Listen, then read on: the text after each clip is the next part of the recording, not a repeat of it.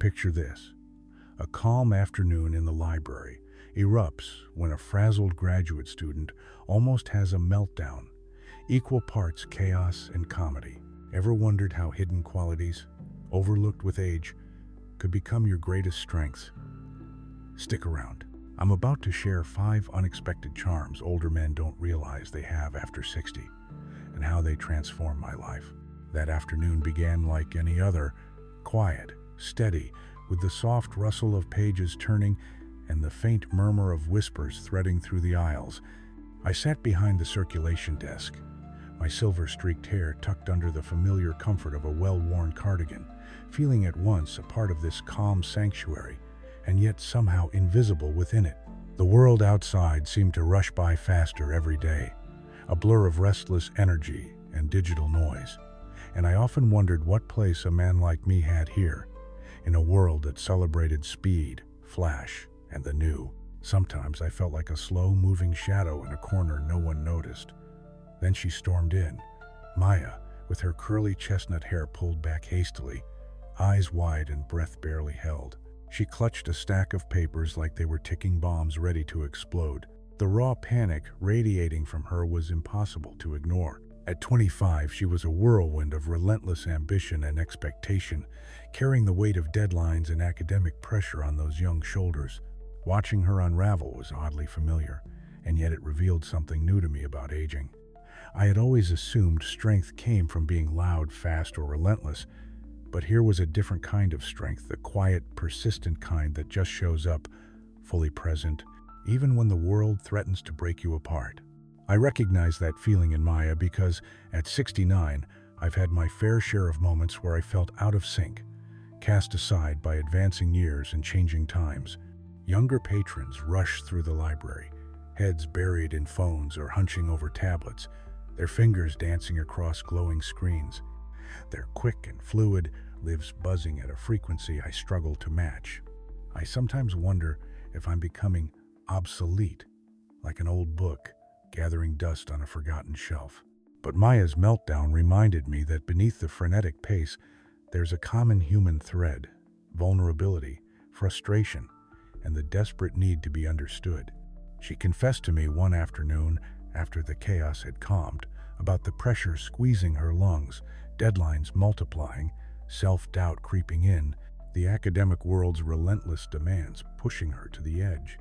I could have looked away, pretended not to hear, but instead something inside me stirred. Years of quietly listening and sharing stories had tuned me into the language beyond words, when panic clings to the edges of speech and desperation sneaks into silences. So I offered what I could: calm, a dash of humor, and a reminder that no matter how frantic things feel, you're never truly alone.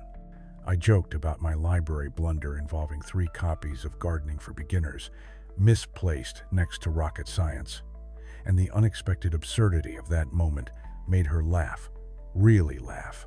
That laugh was a crack in the armor of stress and fear. It showed me empathy isn't just kindness. It's a powerful, almost magical bridge between generations, making the impossible more possible. Maya started coming back, not just for books, but for conversations, for a safe place to vent, for quiet advice. What I had once feared was a barrier. My age, my slower pace, my analog ways became a kind of unexpected gift. The wisdom tucked away in years of patient listening and gentle guidance held a magnetic pull. Sure, the doubts still simmered beneath the surface. Was I outdated? Was I too boring? But a friend's words echoed in my mind. True strength often whispers quietly, its steady hands in storms and calm voices amid chaos. That kind of quiet strength is an underappreciated charm, one many older men carry without realizing it. Humor grew into an unlikely ally as well, dropping a well-timed joke to break tension. Sharing a story of my own library slip-ups suddenly made the heavy moments lighter, and attentiveness, catching not only what was said, but reading the silences between words, became a gift I offered freely. Maya confided that she sometimes felt underestimated or overlooked, and I helped her find ways to stand tall without shouting. In those exchanges, at 69, I felt seen again, not just as an old man fading into the background, but as someone relevant, even magnetic. It's funny how reconnecting with hidden strengths reminds you that aging isn't about shrinking, it's about discovering new ways to shine. So, what if you feel out of step, like explaining a vinyl record to a teenager? Empathy makes the impossible possible, bridging gaps no one thought could be crossed. If a guy like me can rediscover these quiet charms, maybe you can too. Intellectual curiosity wasn't exactly how I pictured myself at 69. I'd expected to ease into a quieter role, more of a bookworm nodding sagely from the sidelines than a firebrand diving into debates. But those spirited discussions in the library, especially with Maya, have nudged me awake. It turns out curiosity doesn't quit with age. It's more like a secret charm. It keeps you visible, relevant, and yes, even vital to a crowd half your age. Who would have thought? Take our book club, for example. It's a lively bunch where ideas bounce around like ping-pong balls, and tempers sometimes flare when someone gets too attached to their pet theory. I've noticed something surprising. Those younger faces don't just tolerate me because I'm the elder statesman. No, they actually lean in because I'm right there wrestling with the same questions, challenging assumptions alongside them. I might fumble through TikTok slang or miss the latest meme, but what I bring to the table is something deeper, decades of curiosity, reflection, and experience that invites us all to slow down and really savor the messy, beautiful process of learning. Curiosity, I've come to see, is a quiet rebellion in a world drowning in quick answers and endless scrolling. Maya once confided that she often feels overwhelmed by the sheer flood of information online, unsure what's worthwhile or trustworthy. That hit home. I couldn't help smiling, remembering those marathon sessions I used to spend hunched over leather-bound archives, fueled by too much coffee and the thrill of uncovering forgotten gems. Our shared hunger to understand more fully is timeless and magnetic. Science even backs it up.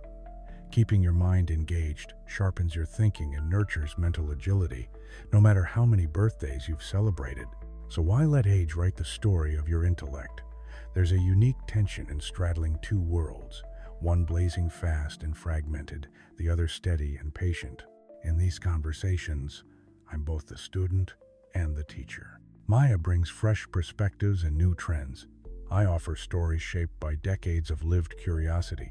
Up close, curiosity becomes a dance between us, leading to deeper connection and genuine respect. That creeping feeling of invisibility so many older folks dread, it vanishes when curiosity sparks authenticity and shared wonder. Isn't it powerful to realize you still belong, that your questions still matter even if you don't know the latest slang or viral trend? I remember a moment during one particularly animated book club meeting when the topic turned to social media's influence on reading habits. Some of the younger members admitted feeling lost among the endless noise, and I realized I wasn't alone in sometimes feeling out of step.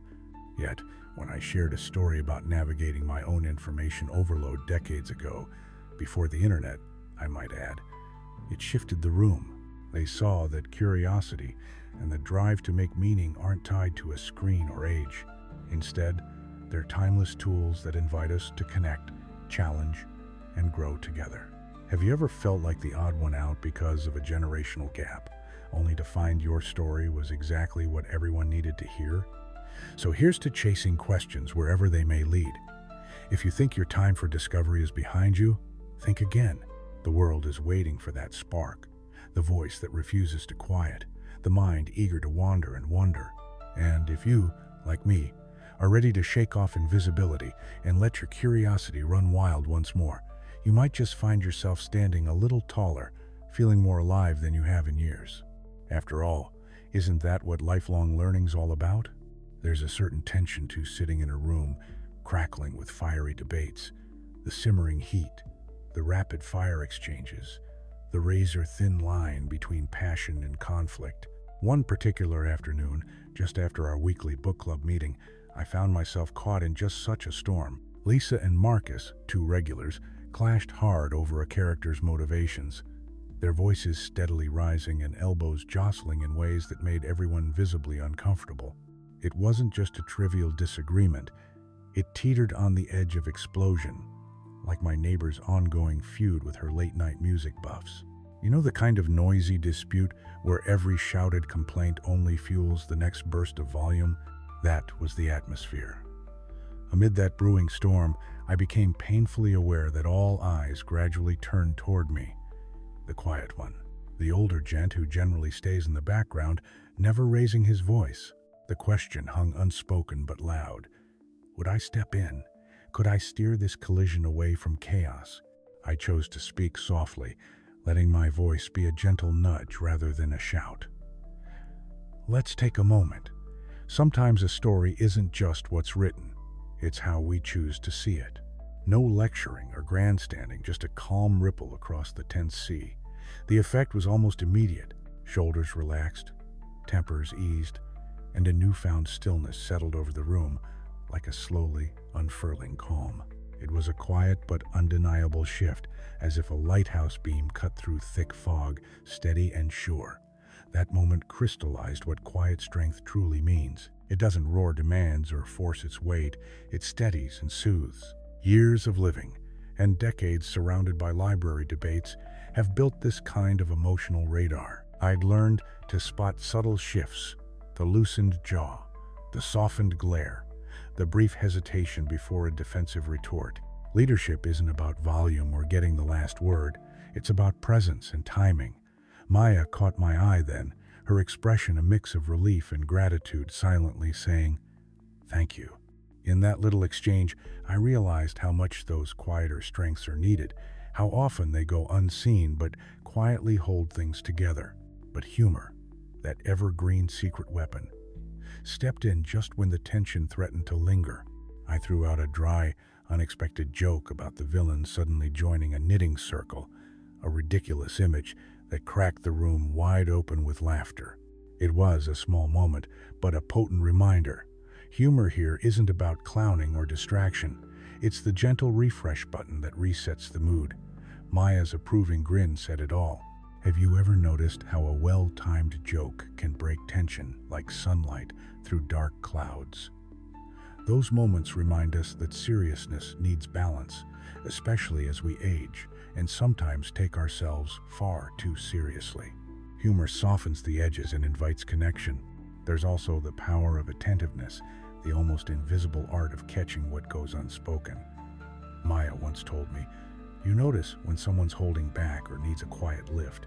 Years in the library sharpened that skill, tuning into body language, the pauses, the soft sighs beneath the words becomes second nature. It's a superpower in a world where distractions constantly threaten to drown out subtle signals. I remember spotting a stressed student buried under a mountain of thesis notes, looking overwhelmed and isolated.